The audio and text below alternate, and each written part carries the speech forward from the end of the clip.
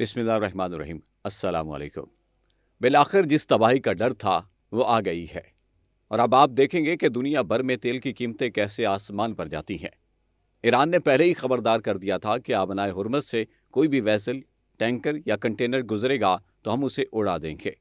اب ایک Thai oil tanker جو انڈیا کا تیل لے کر یہاں سے گزر رہا تھا، اسے ایک بار نہیں، 2 بار نہیں بلکہ 3 بار وارننگ دی گئی، لیکن وہ نہیں رکا، اور پھر دنیا نے دیکھا کہ ڈرون بوٹس نے اسے تباہ کر دیا۔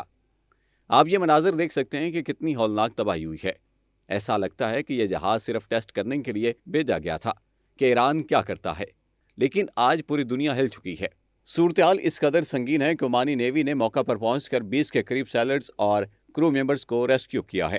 ایران نے اس کی باقاعدہ ذمہ داری بھی قبول کر لی ہے۔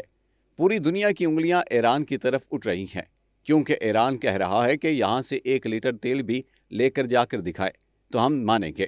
سب سے بڑی خبر یہ ہے کہ اس وقت پورے خطے میں ایمرجنسی نافذ ہے، مگر امریکہ فیل ہو چکا ہے۔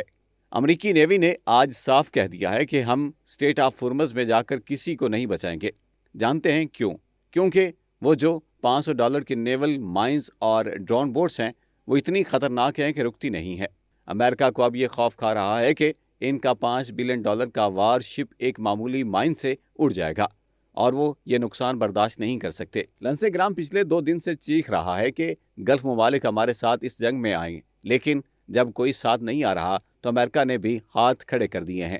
ڈونلڈ ٹرمپ چاہے جتنے بیانات دیں، میں جنگ بند کر رہا ہوں یا تیل نیچے لا رہا ہوں، اب تیل ریورس نہیں ہوگا، کیونکہ انویسٹرز نے حقیقت دیکھ لی ہے۔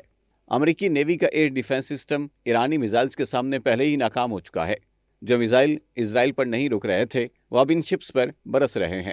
امریکہ کے چیئرمین چیف آف سٹاف نے پہلے ہی کہا تھا کہ یہ جنگ نہ کرے، ہم بری طرح بے نقاب ہو جائیں گے۔ اگر امریکہ کے ایک وار شپ ڈوب گیا تو ان کی نیوی کا برم ٹوٹ جائے گا۔ اب آپ خود بتائیں کہ کیا اب کوئی امریکہ سے تھاڈ یا پیٹریاٹ سسٹم خریدے گا؟ جب ان کے اپنے میزائل ان کی حفاظت نہیں کر پا رہے تو دنیا ان پر کیوں بھروسہ کرے گی؟ امریکہ کے نیوکلیئر سب مرینز جو روس اور چین سے چھپی ہوئی تھی، اب اس دلدل میں پھنس چکی ہیں۔ اس پوری صورتحال میں سب سے حیران کن بات یہ ہے کہ ایران نے نہ صرف ایک ملک کو رعایت دی ہے، وہ ہے چین۔ سب کے جہاز تیار ہو رہے ہیں، لیکن چین کا مال سکون سے آ جا رہا ہے، اور امریکی نیوی سامنے کھڑی تماشا دیکھ رہی ہے۔